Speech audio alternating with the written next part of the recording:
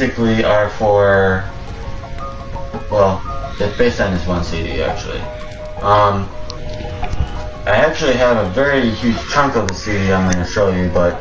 Welcome down the rabbit hole, friends. What we're watching here is brand new, never before seen footage of Nicholas before he ever met Gypsy. Nick used to make videos of himself listening to music, giving reviews, and then posted them to the internet. So much new information about Nicholas is coming forward, and that's likely because Nicholas Godejohn is coming up on an appeal in court, hoping for a new trial, believing evidence was left off the table in the past and needs to be brought to light now. After Gypsy escaped prison, Nicholas wrote an odd email to the New York Post. Let's take a listen. Y'all, it is Saturday, January 13th, and we have an update on, of all people, Nick Godejohn. Now, he apparently sent a very strange email to the New York Post, referring to himself as Mr. Smiley, and also refusing to mention Gypsy Rose by name. And by the way, if this is your first time here, please do me a huge favor and hit that follow button. And for those of you who might not know, Nick is the one who actually committed the act of taking Dee Dee Blanchard's life. According to the email that he sent to journalist Stephen Vago, he said, "I want people to know that I am not lost in the ether of all what is going on with whom shall not be named. I am just being patient for my true time to speak," smiley face emoji. Now, in a response email from the Post, they asked Nick what he thought about Gypsy's newfound fame, her marital escapades, and what life was like behind bars. Nick's response was that he must be conscientious about his decisions and that a lot of these questions will be answered in a foreseeable interview at the right time, which is not now. We are finally entering an era where many people are starting to question if what happened to Nicholas Godejohn is fair. He has a long history of developmental disability with a diagnosis of autism, and it appears he lived in a constantly changing, unstable family system with no appropriate support or intervention. If you're not aware, Nick's mother died of a heroin overdose shortly after Nick went to prison, leaving him with one less significant family member in his life, with decades left to serve. She somehow found a way to get one at Walmart. I don't know how she did, but she did. I supplied the knife. Where did you get the knife? I stole it from Walmart. So you didn't bring a knife from here? No. So when you got here, she had a knife? Yeah. So did she know you was going to stab her? Yes.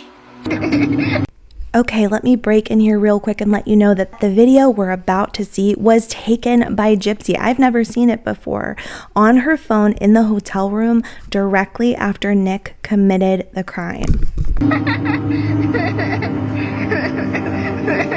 That was, probably the best days of my life. Those 5 days were the most intense and magical and inspiring days I've ever had. And she pretty much started losing interest in him. She ended up taking advantage of it. So, yeah. Until after Dee was done, and then boom, threw him under the bus. Nicholas Godejohn, guilty of murder in the first degree. There's a group on Facebook that's been supporting Nicholas since he was arrested and is currently posting new material in hopes of sparking interest in helping Nick. The group highlights the need to recognize Nick may have been very susceptible to manipulation due to his diagnoses, and they ask pertinent questions about Gypsy's own involvement in this crime.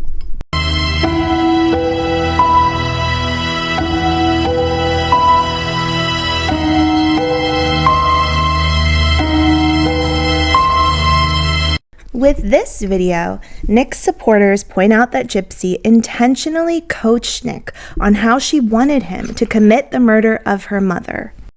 Meanwhile, the group also points out that Gypsy seems to be living the high life after she was released from prison, with seemingly little to no thought about what is still happening for Nick. Right now, I'm living my best life, and y'all can't take that from me. And the D is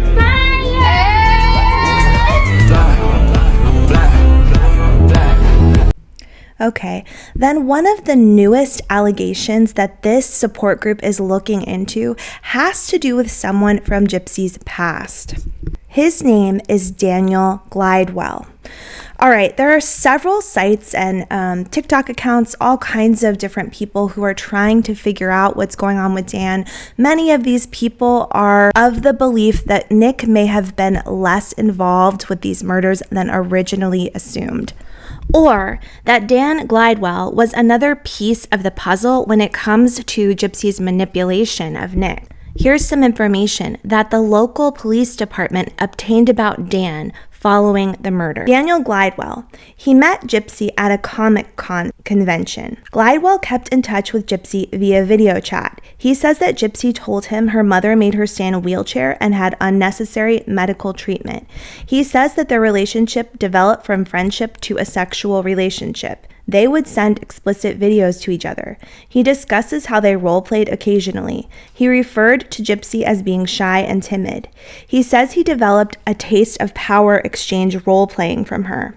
He says she would send nude photos, dress up in costumes, and use various fictitious names. Glidewell says he was injured and that Gypsy visited him while he was in the hospital. She told him she wanted to go to Arkansas to restart her life. So the background story on this is that in February of 2011, Gypsy and Dee Dee were still giving everyone the impression that Gypsy was 15 years old when she was actually 19. At that time, she attended a Comic-Con event. It's like a science fiction convention with Kim Blanchard and her husband. According to Kim, the man Gypsy met at the convention was around the age of 35. Supposedly, this man, Daniel, ended up taking Gypsy back to his hotel room at the convention. Everybody was concerned about this, and Dee Dee ended up finding them together. She apparently knocked on the hotel room door with papers and showed that Gypsy was a minor, and the man had to then let Gypsy leave. And this is the story of how Gypsy was able to go visit him in the hospital. It's so bizarre. The story is told by a local neighbor who lived down the street from Gypsy. This person wrote, "A couple of years back, Gypsy showed up at our door. We live right down the road from where she lived, late in the night, and begged my husband to give her a ride to Mercy ER to check on her boyfriend who had gotten beat up. My husband gave her a ride, and he said she talked about Hurricane Katrina and how they landed here. But she was walking and talking fine when she showed up at our door. She was wearing a long wig, and he remembers her childlike voice. My husband said she was frantic to get to Mercy, and now we wonder if this was a runaway attempt from her mother. My husband immediately recognized her from the pictures posted online, and it totally freaks me out because they lived so close to us. This is likely how Gypsy was able to arrive at the emergency room and visit with Daniel when he was injured, despite the fact that she wasn't able to drive, and she was supposedly living in a wheelchair at home with her mother." Another follower writes about what happened after Gypsy got to the emergency room. This follower writes, "She made it to the hospital and was then brought to what was then my house. I can confide that she had an ID that stated she was 18 at the time. It was shortly after she had gotten there that her mother showed up and caused quite the scene, threatening my friend, who was suffering from multiple injuries, including a broken back, with legal action because Gypsy, quote unquote, was a minor, and that the reason she had different IDs was due to a mix-up in paperwork from Hurricane Katrina and missing records. The wig was blonde, she had no glasses, and I can assure you that she walks just fine." Another neighbor from the town writes, "It happened. I knew the guy that she was with when she ran away. No one believed her or him when he tried to tell people Dee Dee was a liar. That guy was trashed and made to look like a sick pedophile while taking advantage of a disabled girl. Having known Gypsy, I was guilty of thinking this also. Now I feel bad for him, and he needs to be publicly cleared." The reason that Daniel is so important to this case is because now there are several outlets that are asking if Daniel had any part of this situation. But we cannot deny the fact that people have the right to go back and research all of this themselves. And one such armchair detective is Fancy Maselli of the Good Wives Network. I'm sure you've heard about her. I've spoken about her extensively in prior videos. And in our next video, we're going to go down a rabbit hole looking at what Fancy is up to right now. Because back in 2019, the Nicholas Godejohn support group of Facebook didn't have very good things to say about Fancy and what she was up to regarding Nicholas's case. But things may have changed as Fancy's relationship with Christy Blanchard and the Blanchard family has evolved to a critical point where it is about to explode. Fancy is making all kinds of accusations, and I want to go over those with you soon. But for now, I want to end this video with some audio from Nicholas Godejohn himself. There's so much more to his case, and I'm keeping an open mind as I deep dive down into this rabbit hole. She was deeply involved with it. I mean, just like it says in his police statements, like I said right with while I was talking to them, there was latex gloves that be on the porch. She did say that. Right on the text is it's clear as day. I ended up finding them when I got there, and I let her know that I was at the door. She opened the door, and she made sure I had the gloves on before she gave me the weapon, and she made sure that she wouldn't let me open the door. She made sure I had those gloves on before either of those doors opened. Nick Godejohn gives a prison interview saying that Gypsy was deeply involved in the unaliving of her mom. Nick goes on to explain that Gypsy made sure that he had the gloves on before entering the house or touching anything, as not to leave behind any fingerprints. This clip of Nick's prison interview shows his side of what happened on that June night in 2015. Thanks for joining me here tonight, friends. I hope you'll join me again next time. I had a question that I had to wonder about, as everyone was wondering as much as I did. Well, obviously I stayed updated with this band. I did tell you it was my favorite band.